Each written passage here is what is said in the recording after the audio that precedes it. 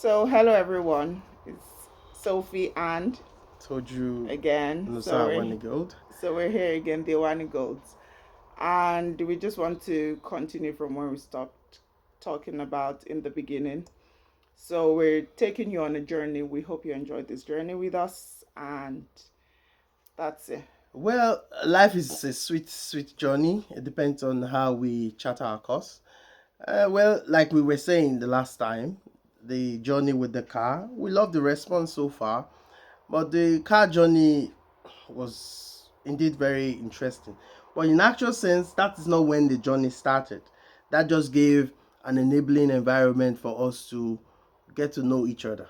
But our journey to becoming one didn't start immediately.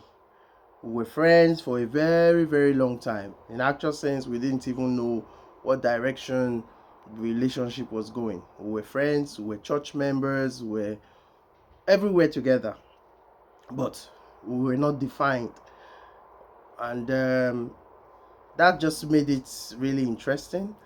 And He said that we're not defined, but I remember while we were friends, my sister was like, my younger sister, she said something. She was like, "Oh, I saw you getting married," and I had this list that I had done up. You know, us girls, we always have this list. You want him to be this, you want him to be that. So I had this list that I had done up, and she was describing the person. She was like, "Well, the person is about around your height." I was like, On my list, I want someone that is like 6 foot, somebody that is tall and all. But then I realized later on, I realized on the list he actually ticked everything. I wanted to marry an engineer, someone that was funny, someone that could make me laugh, someone that loved God.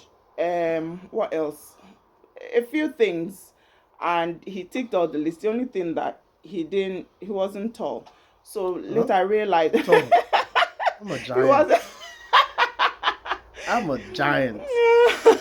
Okay, keep telling yourself that. So, so I realized that it's not about the container actually; it's about the content. And if the most important things, he ticked them all off, and I was happy. So I started asking him questions, and he kind of ticked all my boxes.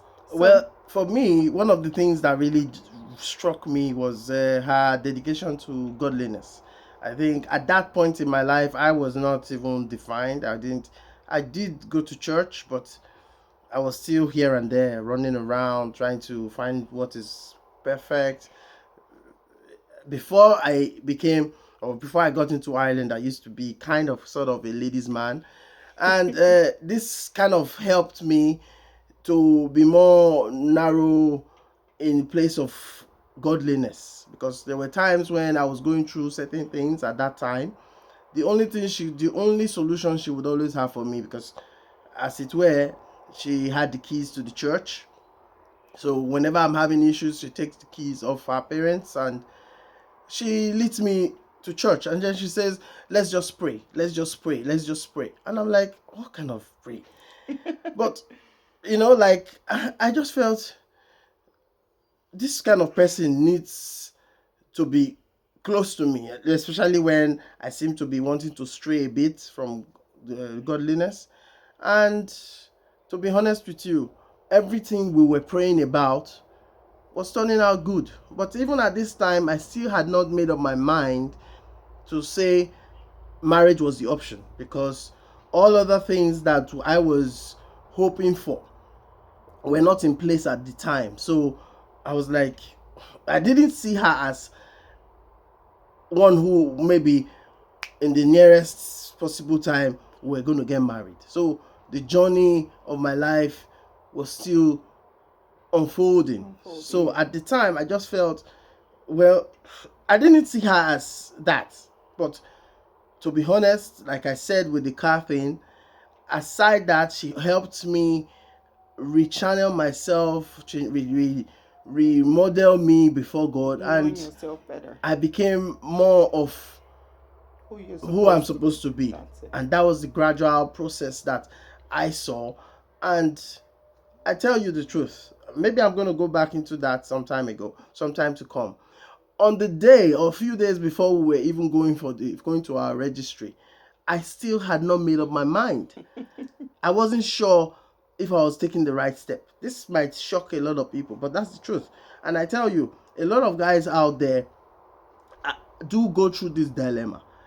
They love the girl or they have feelings for the girl, but They're not they're not sure. sure. You're still having that place in your heart or in your mind that makes you feel Am I like, enough? am I there yet? Is this the step I'm supposed to take? Is she the right person? Is she this? Is she that? Until we stop asking those questions, but looking for the qualities. Like I read somewhere, it said, what will your wife be when you're not there? What will, this, it goes beyond just sexual activities, but will she or will your spouse be able to match you when you're not there? Yeah. And if that's not in place, then there's a whole lot of trouble ahead. Yeah, and I believe that you know, all this while he was unsure, at some point I already knew. We went through a few bumps and stuff along the way, but I already told myself, I said, this is the man I'm supposed to marry. It's only if he decided that, okay, I don't want you anymore, that's fine.